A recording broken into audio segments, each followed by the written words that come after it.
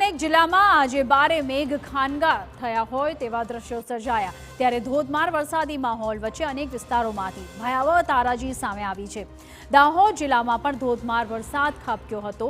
ત્યારે અહીંના હિરોડાથી પાડિયા ફળિયાને જોડતો કોઝવે તૂટી પડ્યો હતો। કોઝવે તૂટી પડતા ગ્રામજનોને ભારે હાલાકીનો સામનો કરવો પડી રહ્યો છે। કોઝવે બનાવવામાં હલકી ગુણવત્તાનો સામાન વપરાયો હોવાનો સ્થાનિકો આક્ષેપ કરી રહ્યા છે।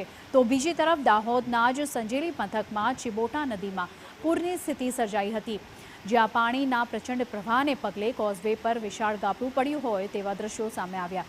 કોઝવેની વચ્ચેનો જ ભાગ ધરાશાયી થતાં સંજેલીથી પ્રતાપપુરાને જોડતો માર્ગ બંધ થયો છે।